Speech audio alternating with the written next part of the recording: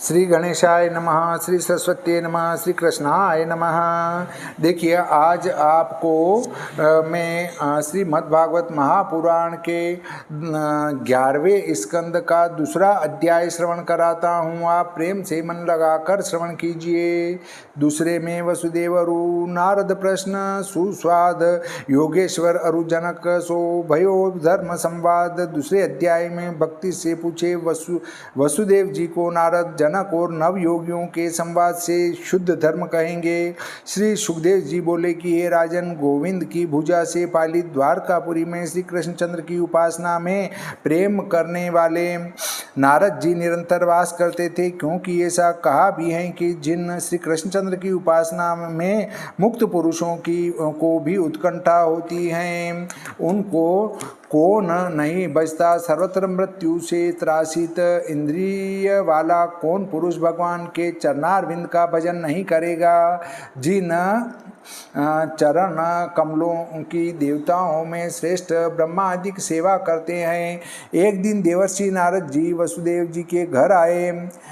तब वसुदेव जी ने अत्यंत भक्तिपूर्वक उत्तम आसन पर बैठा कर पूजा और नमस्कार करके पूछा कि हे भगवान, जैसे हरि की प्राप्ति का मार्ग रूप महत् पुरुष हैं, उनका आगमन दिनों का कल्याण करने के लिए है, और जैसे पिता का आना पुत्रादिकों के सुख के लिए है, उसी प्रकार आपका आगमन सब देहधारियों के कल्याणार्थ है।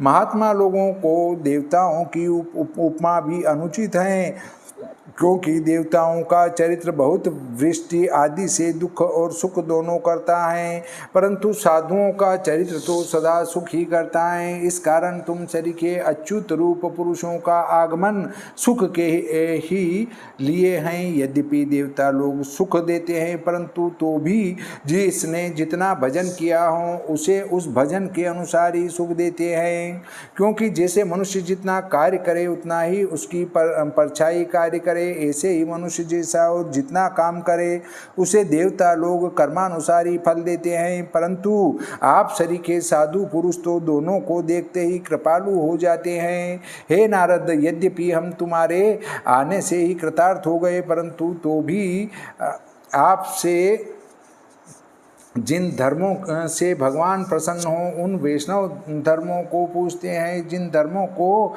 श्रद्धा सहित श्रवण करने से मनुष्य संसार से छूट जाता है। यदि तुम कहो कि भगवान की प्रसन्नता के पात्र तुम्हारे अतिरिक्त और कोई नहीं, सो इसका उत्तर यह है कि मुक्तिदाता अनंत भगवान श्री कृष्णचंद्र को प्रथम मैंने पुत्र कामना से आराधना किया था।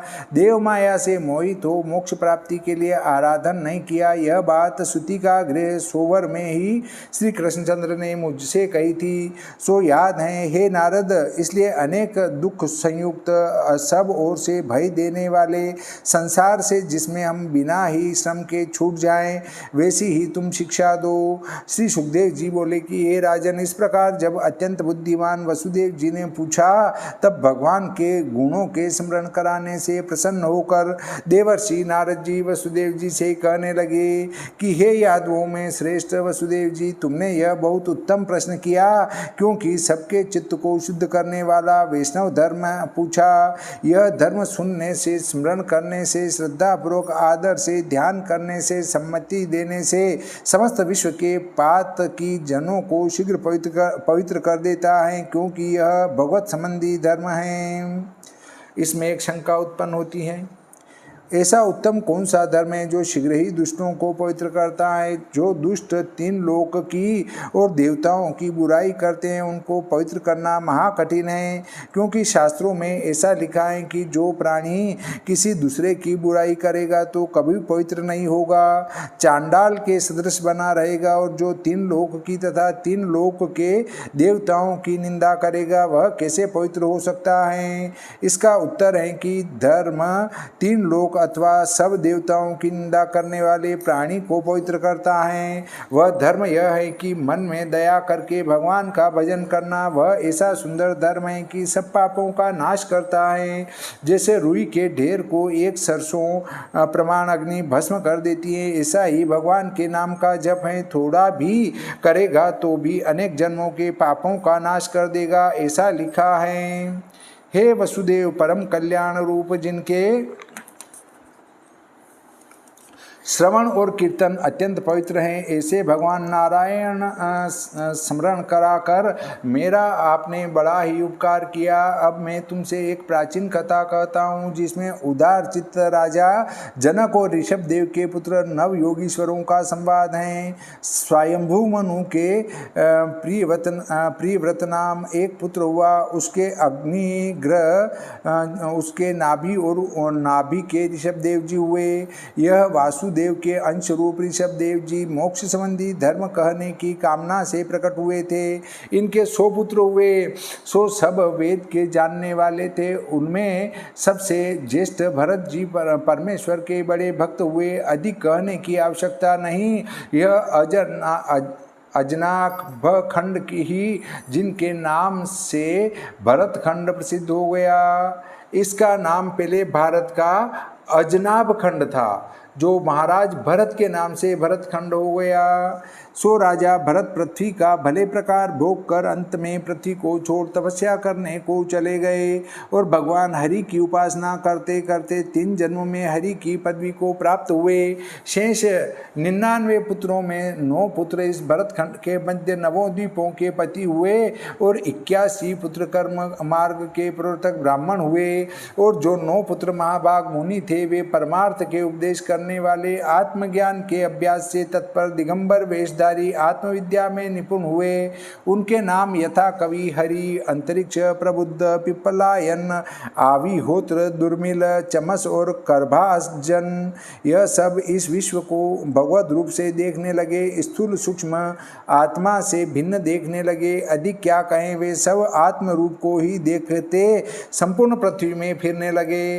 अप्रतिहत गति से आसक्ति रहित ये योगीश्वर देवता, सिद्ध, साध्य, गंधर्व, यक्ष, मनुष्य, किन्नर, नाग, मुनि, चारण, भूतनाथ, विद्याधर, ब्राह्मण और गौओं के लोगों में अपनी इच्छा से विचर रहे थे।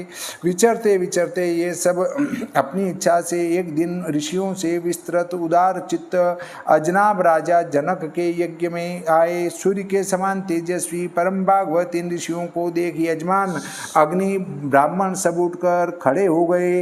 इसके उपरांत राजा जनक उनको नारायण परायण जान अति प्रसन्न हो आसन दे यथा योग्य पूजा करने लगे। अपनी कांति से शोभा संयुक्त सनकादिकों के समान उन नव योगीश्वरों को देख प्रसन्न हो विनय कर पूछने लगे। प्रथम उनकी स्तुति की कि तुम साक्षात मधुदैत्य के द्वेषी भगवान के पार्षद हो, जिससे विष्णु भक्त लोकों के पवित्र करने को सब ठोर विचरते हो। मैंने दुर्लभ वस्तु पाई है, इसलिए मेरा बड़ा भाग्य है, क्योंकि देहधारियों को मनुष्य देह दुर्लभ है, सो भी क्षण भंगुर हैं। उसमें भी भगवान के प्रिय भक्तों का दर्शन तो अत्यंत ही दुर्लभ है। हे निष्पाप, इसलिए मैं आपसे पूछता हूँ कि संसार में सबसे उत्तम कल्याण का साधन क्या है, क्योंकि इस संसार में अर्ध क्षण का सत्संग भी मनुष्य को बड़ी निधि है। इस कारण यदि आप सुनने का अधिकारी समझो तो हमसे वैष्णव धर्म कहो, जिन धर्मों से प्रसन्न होकर भगवान भक्तों को अपना आत्मा तक दे देते हैं। नारद जी बोले कि हे वसुदेव, जब इस प्रकार राजा जनक ने पूछा तब उन महंत ऋत्विजों ने सभासदों सहित राजा जनक की स्तुति करके प्रीतिपूर्वक कहा। जनक जी ने 9 प्रश्न किए। प्रथम वैष्णव धर्म, दूसरा परमेश्वर की भक्ति, तीसरे माया, चौथे माया के तरने का उपाय, 5वां ब्रह्म, 6वां कर्म, 7वां अवतार चरित्र, 8वां भक्ति प्राप्ति, 9वां युग। इन एक एक प्रश्न का उत्तर नवो मुनीश्वरों ने दिया। प्रथम अति कल्याण रूप धर्म कवि योगेश्वर बोले कि हरिण के चरणारविंद की उपासना ही सब प्रकार के भय दूर करती है।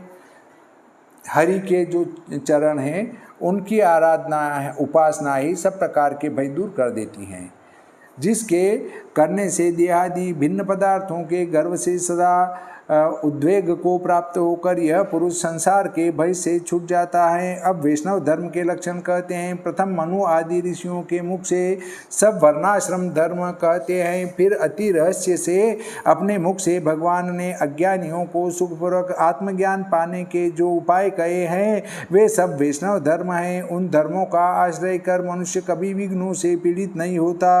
हे राजन, नेत्र बंद करके दौड़े तो भी नहीं गिरता, और यदि वर्णाश्रम धर्म बन पड़े तो भी प्रतिवादी नहीं होता और न फल से भ्रष्ट होता है। शास्त्रोक्त विधि से बताए हुए कर्म को ही नारायण के अर्पण करे, यह नियम नहीं है, किंतु शरीर, वाणी, मन, बुद्धि, अहंकार और अध्यास से माने हुए ब्राह्मणत्वादि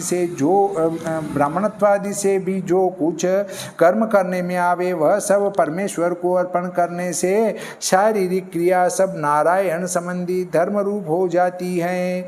परमेश्वर से विमुख पुरुष को ईश्वर की माया से भगवत स्वरूप का ज्ञान नहीं होता, वरन उससे अहम देह में देह हूँ ऐसा अभिमान होता है। तब दूसरे के अभिनिवेश से भय होता है, जिस कारण कि उनकी माया से सब भय होता है। इससे गुरु, देवता और इष्ट मानने वाले बुद्धिमान निश्चय करके भक्ति सहित ईश्वर को ही भजें। यहाँ पूर्व पक्ष में कहते हैं कि चित्त तो विषयों से चंचल है, फिर निश्चय भक्ति कैसे हो, और भक्ति न हो तो भय कैसे जाए। इसके उत्तर में कहते हैं कि विषय कुछ वस्तु नहीं है, केवल मन का विलास मात्र है। इसलिए मन का निग्रह करके जो भजन करे तो अभय हो। यद्यपि यह प्रपंच सब ब्रह्म रूप ही है, दूसरा कोई नहीं, परंतु तो भी अविद्या से द्वैत भासता है। जैसे ध्यान करने वाले पुरुष को मन से स्वप्न और मनोरथ दिखते हैं, इस कारण संकल्प विकल्प के कर्ता मन को बुद्धिमान पुरुष रोके, तब निश्चय भक्ति से भजन करे तो अभय हो। जो जगदीश्वर के शुभ जन्म कर्म हैं और जो जन्म कर्म से हुए नाम लोकों में प्रसिद्ध हैं, उनको लज्जा छोड़ निष्प्रह होकर गाता फिरे। इस प्रकार भजन करने से प्रेम लक्षणाएं भक्ति योग को प्राप्त होने से उनकी संसार से न्यारी ही गति हो जाती हैं।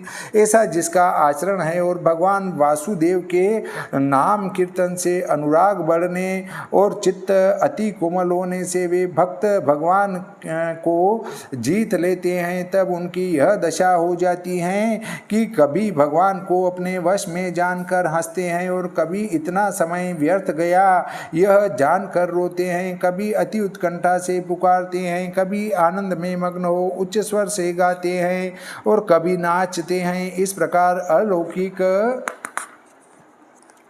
उन्मत्त की सी चेष्टा करते हैं। आकाश, वायु, अग्नि, पृथ्वी, ज्योति, सब प्राणी मात्र, दिशा, वृक्ष, नदी सबको हरि का ही शरीर जाने, अनन्य चित्त होकर प्रणाम करे, यह वैष्णवों के लक्षण हैं। यदि कोई कहे कि यह धर्म तो योगेश्वरों को भी दुर्लभ है, अनेक जन्मों में भी प्राप्त नहीं हो सकता, तो एक नाम मात्र का कीर्तन करने से एक ही जन्म में कैसे हो सकता है।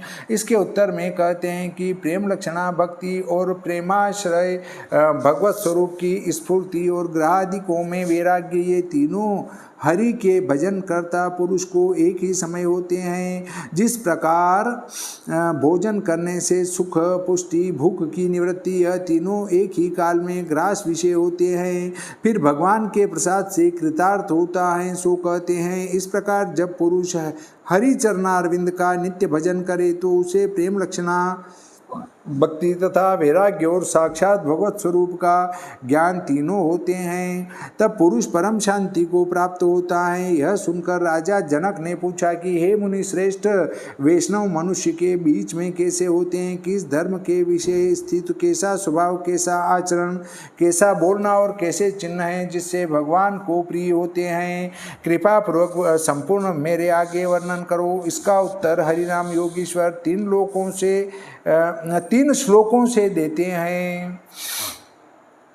हरिनामा योगीश्वर 3 श्लोकों से जो है उसका उत्तर देते हैं कि जो अपने को सब प्राणी मात्र में ब्रह्म स्वरूप स्थित देखे और ब्रह्म रूप अपने में सर्व प्राणी मात्र को देखे सो उत्तम भागवत हैं। ईश्वर में प्रेम करे, भगवान के भक्तों से मित्रता करे, मूर्खों पर कृपा करे और शत्रुओं की उपेक्षा करे, वह मध्यम वैष्णव हैं। मंद बुद्धि से केवल प्रतिमा में ही श्रद्धा रखता है और जीवों में तथा भक्तों में जिसकी श्रद्धा नहीं है वह प्राकृत भक्त है। अब 8 श्लोकों में उत्तम वैष्णवों के लक्षण कहते हैं। जो इंद्रियों से विषयों का भोग करते हैं परंतु न किसी से द्वेष है न प्रीति है, सब वस्तु मात्र को ईश्वर की माया जानते हैं, वे भक्तों में उत्तम हैं। देह के संसारी धर्म, जन्म मरण, इंद्रियों को कष्ट, प्राणियों को भूख, मन को भय, बुद्धि को तृष्णा, इस संसार के धर्मों से जो मोहन न पावे और निरंतर भगवान हरि का स्मरण करे, वे वैष्णव भक्तों में मुख्य हैं। जिसके मन में काम, कर्म, वासना न उत्पन्न हो, चित्त केवल भगवान वासुदेव के स्वरूप में ही बसता रहे, वे वैष्णवों में उत्तम हैं। इन 3 श्लोकों में भक्तों के आचरण को उत्तम कहा। जिस इस देह में कुल, तप, वर्ण, आश्रम और जाति का अभिमान नहीं है, वह भगवान का अति प्यारा भक्त है। जिसके चित्त और आत्मा में अपनी पराई बुद्धि नहीं और सब प्राणी मात्र में समान दृष्टि होकर शांत हो, वह वैष्णवों में उत्तम है। त्रिलोकी के राज्य के लिए भगवान वासुदेव में ही जिनका चित्त है और देवताओं को दुर्लभ भगवान के चरण कमल के भजन बिना लव मात्र भी नहीं व्यतीत करते, वे वैष्णवों में श्रेष्ठ हैं, क्योंकि इनको ऐसा दृढ़ ज्ञान होता है कि भगवान वासुदेव के चरणों से अधिक और कुछ सार नहीं है। यदि विषय के संग से और काम से संतापित हुए भक्तों के मन चंचल हो तो क्या इस पर कहते हैं कि हरि सेवा में सुख मानने वाले का तो मन नहीं चलायमान होता, परंतु अनंत पराक्रम भगवान वासुदेव के चरण की शाखा रूप अंगुलियों के नख रूप मणि की चंद्रिका से सब कामादि ताप दूर होने से भक्त के हृदय में ताप उत्पन्न नहीं होता।